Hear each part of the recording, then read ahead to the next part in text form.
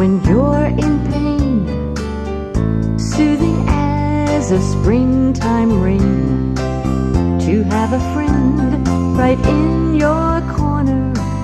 Your heart will feel a little warmer.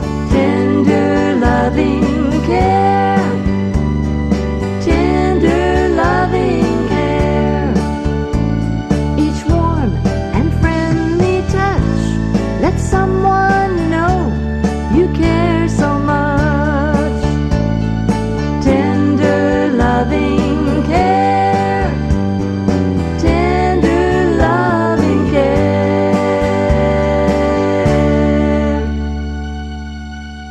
Good evening, I'm Dr. Greenbrier Almond, and thank you for joining us on our program, Tender Loving Care. Each week on Channel 3, I'm happy to talk about this interface between Christianity and medicine. Last week, I had the pleasure of bragging on my daughter Maria, who's a doctor and a psychiatrist, and Maria has written an article in the June issue of Current Psychiatry, and I reviewed that for you who had a chance to watch that, and thanks for the kind comments in the grocery store and up and down Main Street, those who read the article online and those who watched the program on TV. It was a reminder basically about stress and illness, that our immune system actually is diminished in its effectiveness to fight germs and disease, and it's about inflammation and depression and how they overlap. And it was a quite involved article, and so I was glad to highlight that.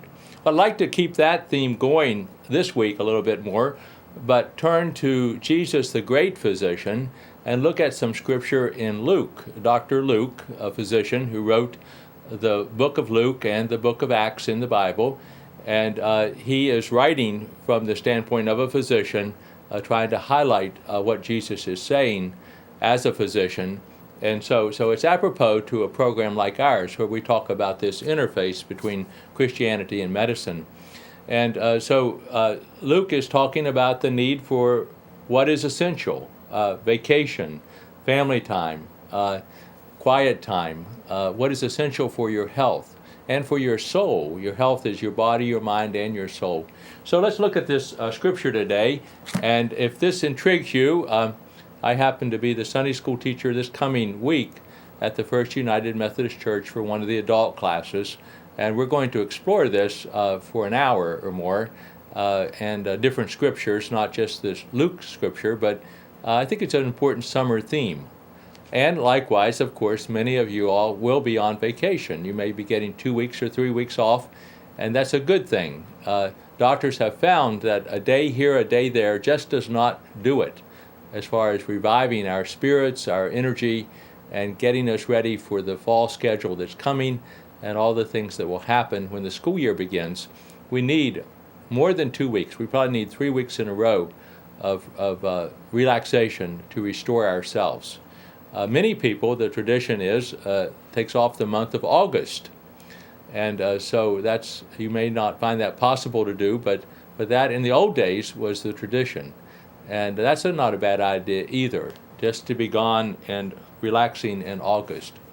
But in any event, here are just four scriptures, four verses from Luke. And I'm going to reference the Message today. This happens to be a version of the Bible that our pastor, Steve Meadows, is using, and I find it enlightening because probably it's just another way to look at the scriptures.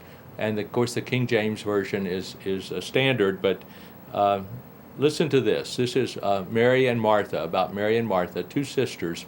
They've invited Jesus to come to their house for a dinner. And this is just what happens in that time. This is the 10th chapter of Luke, and beginning the 38th verse through the 42nd verse. As they continued their travel, that is, Jesus and the entourage that traveled with him, Jesus entered a village. A woman by the name of Martha welcomed him and made him feel quite at home. So that's a good thing, isn't it? Invite people into your home. We have summer picnics. People gather. We were out last night with friends and went to a musical performance of young people from the Czech Republic. wonderful performance at the Augusta Festival in Elkins. We do things like this in the summertime with friends. So Jesus is invited into Mary and Martha's home, and he feels welcome. She has a sister. Martha has a sister named Mary. And Mary sat before the Master, hanging on every word he said. Now that's unusual for a woman. Women at that time had a role, more defined than it is today, but they had a role to be in the kitchen, and be preparing meals and so forth. So Martha's a little upset. She says, Martha was pulled away by all she had to do in the kitchen. Later she stepped in, interrupting them, and said, Master, don't you care that my sister has abandoned the kitchen to me? And perhaps she suspected Jesus would side with her and say, well, Mary, party's over. It's time to go back to the kitchen and help Martha. But that's what Martha was hoping. Tell her to lend me a hand. But Jesus, the Master, said, Martha, dear Martha. Sometimes if you use the word, someone's name twice, you're getting their attention. It's a light reprimand. When I was a kid, if my mother would say, now don't make me call you twice, and I knew I better obey her the first time. But anyway, Jesus is saying, Martha, dear Martha, repeats her name, you're fussing too much, and getting yourself worked up over nothing. One thing only is essential, and Mary has chosen it. It's the main course, and it won't be taken from her. And the way this would be written, it implies the main course being a meal. And of course, if you are sitting down with friends, it's enough just to have a hot dog or a hamburger. You don't have to worry about your salads, your soups, your side dishes on a summer picnic, do you? The main course is enough. But Jesus, of course, is even talking about something else. He's talking about teaching and listening to Jesus' words and the spiritual teaching that he has. Two meanings to everything that he says, and as things are written this way. But fascinating, isn't it? Let's look at this a little bit from the standpoint of rejuvenation, of helping ourselves, and knowing what is essential for us to be doing, especially for our health and our Christian growth as people. Well, first of all, I mentioned this, that the serving role was pretty defined for women. So Mary, the fact that she gets to sit at Jesus' feet, and that means being in earshot and being able to hear what Jesus is saying and being able to take it in as someone would learn from a teacher. Paul was sitting at the feet of Gamaliel when he was learning to be a Levite. So that's a term of how teachers teach. I mean, of course, we have students with whiteboards and desks and everything like this, but literally, I went to Union School to read some of the stories of a West Virginia doctor, and it was a high privilege to be in the classroom with some first and second graders, and to literally have the children sitting at my feet. That was a high privilege, and enjoyed that a great deal. But this is not necessarily positional, but just learning as students learn. And so Mary was choosing an important thing to do at that time. Many of us, when we're ready to refresh ourselves, we go off to church camp, and there we have the outdoors and nature and walks, and we swim, but we have some classes and learn things like that. When I was teaching at Oral Roberts University, they would often have groups coming in to the big basketball arena, and so there'd be thousands of people coming at one time, and they'd be there for a week. There'd be a lot of singing, a lot of preaching, some free time, but people were gathering to have fun and to learn, and it's a great summer vacation type of thing. If of course people can go down to the river here in Buchanan or over at Audra or Holly River, and now we have discs and tapes, and people can be listening and learning and be out in nature at the same time.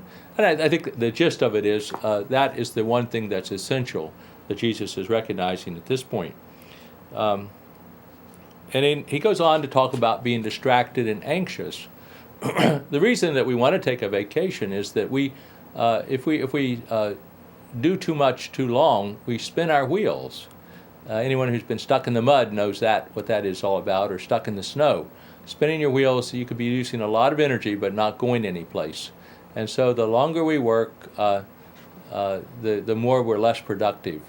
My mother had a saying that was posted on her kitchen wall, and said, "The hurrier I go, the behinder I get.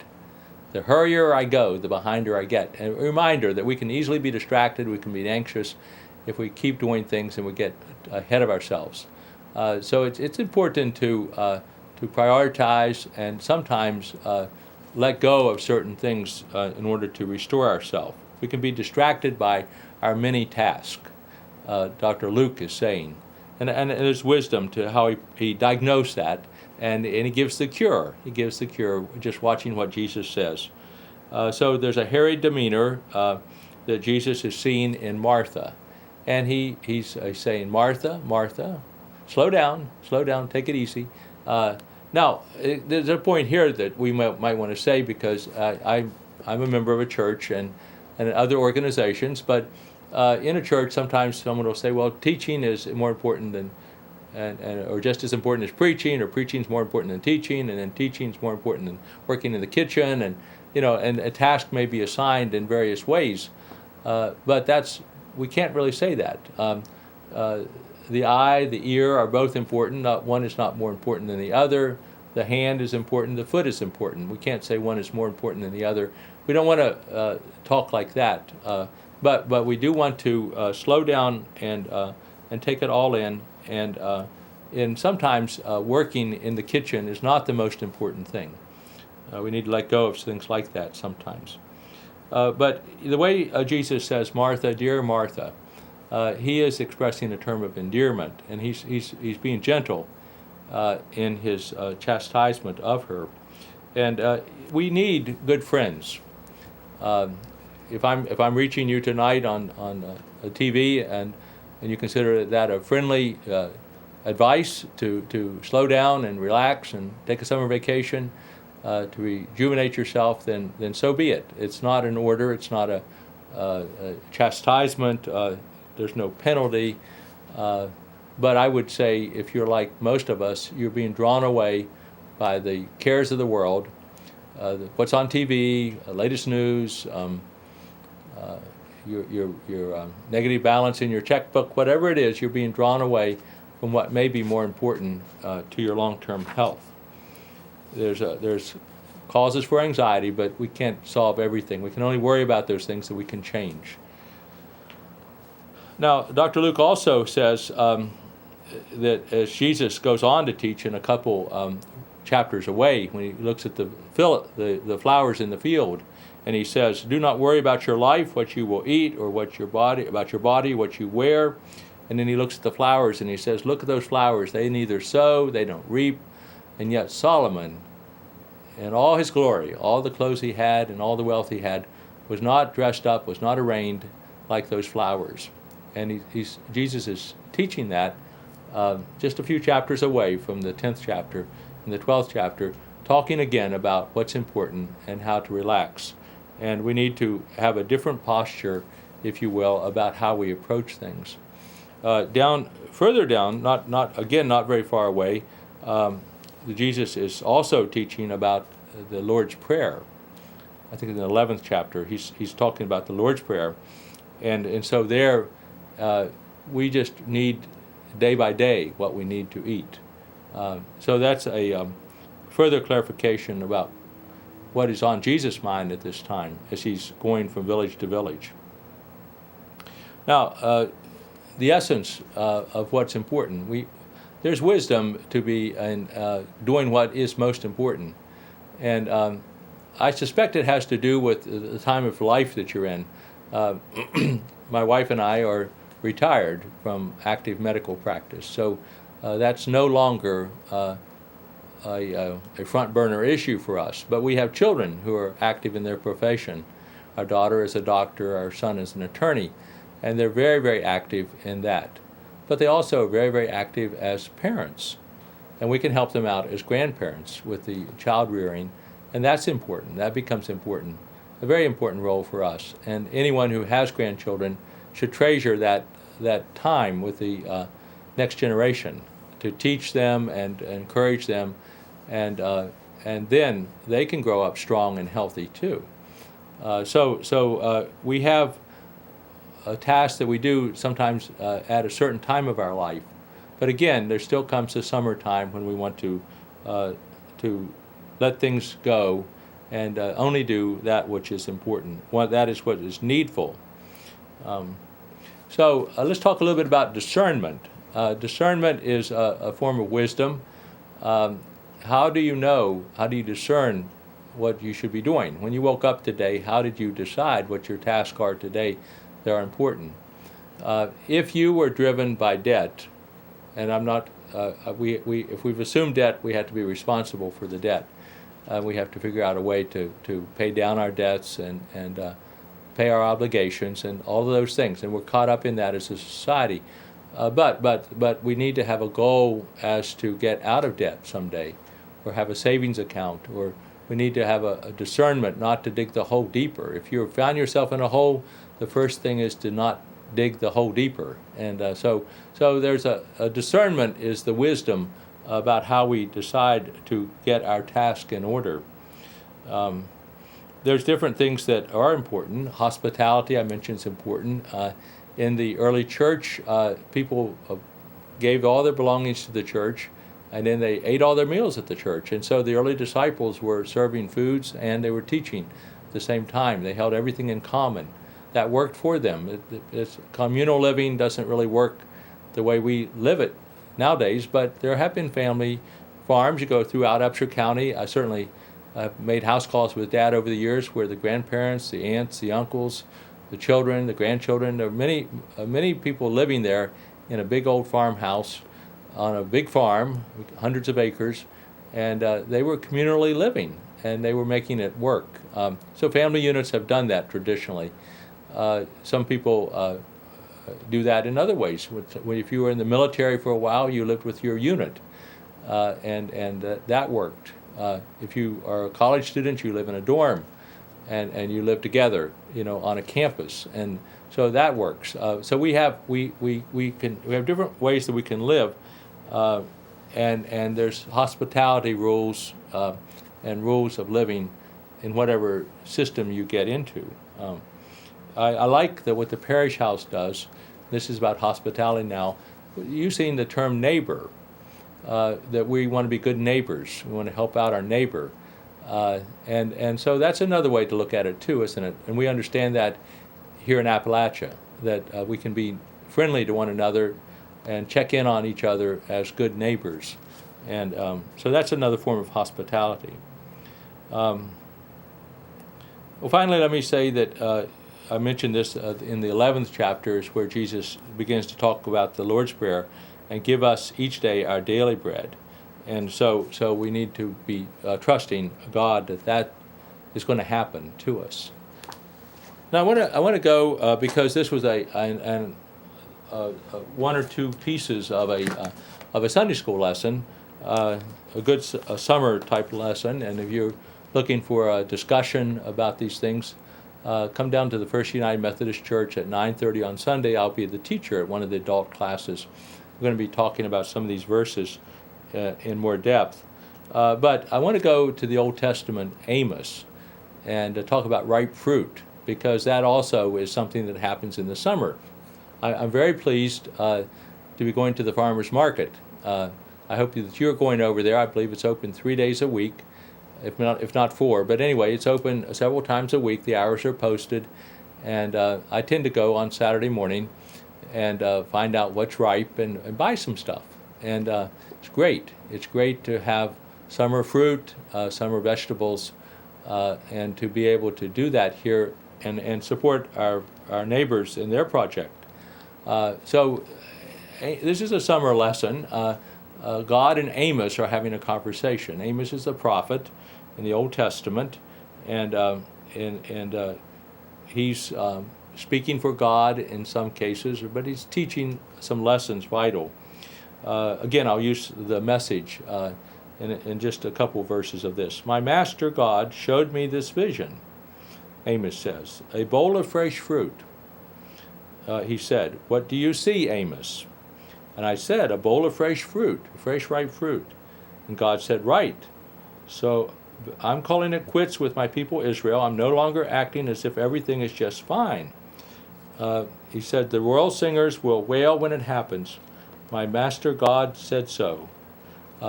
So he's using a play on words here. We can't pick it up in the English, but the bowl of fresh fruit is one word in Hebrew, but the other word for calling it quits is a similar word. It's a pun.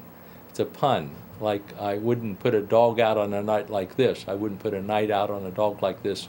You can make up jokes about and pun on words.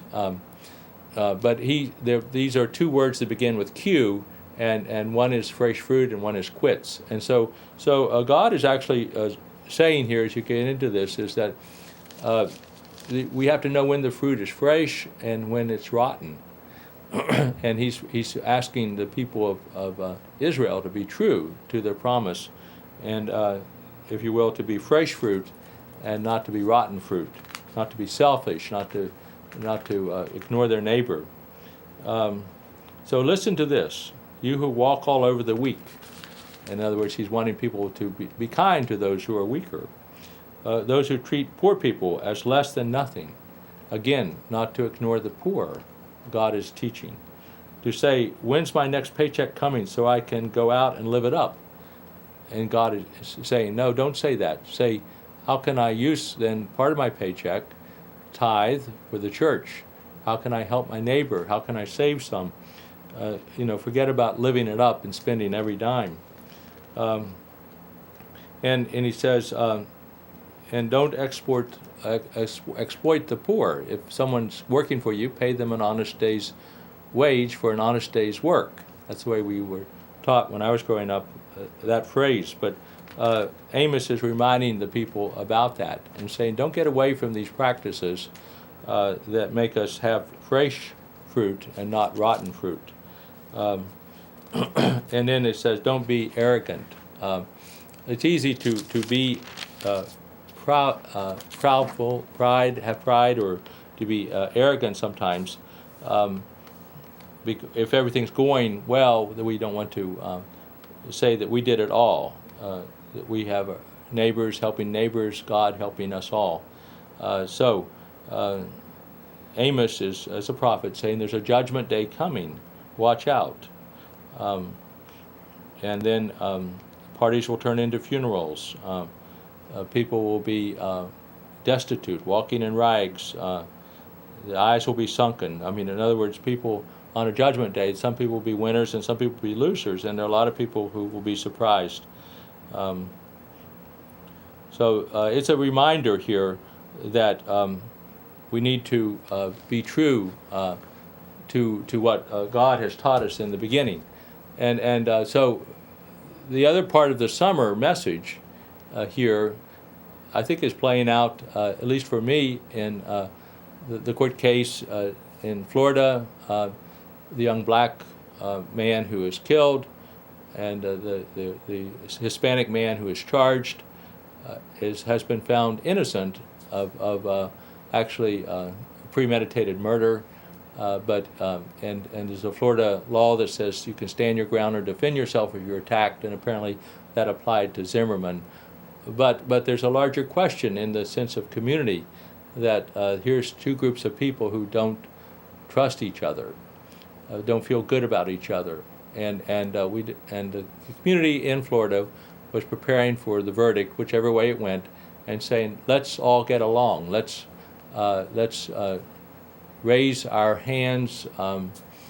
I think probably in gratitude. Don't raise your voice in anger. They were having various ways that they were trying to encourage one another. We don't want to become rotten fruit, and that's part of something that's out there this summer too. So let me recall for you. I've looked up the two words, the Hebrew words, quidis, Q-A-Y-I-T-S, or summer fruit, and Q's, Q-U, or Q-E-S, or the time is ripe, or the end is coming. That we have to think about this. What is important? Back to Mary and Martha. Mary is sitting at the feet of Jesus, learning what is essential, what is important for that moment. And there's lessons each day to discern. If you do choose to watch TV, and a lot of people turn off the TV when they take a summer vacation because that is a distraction that will keep them anxious.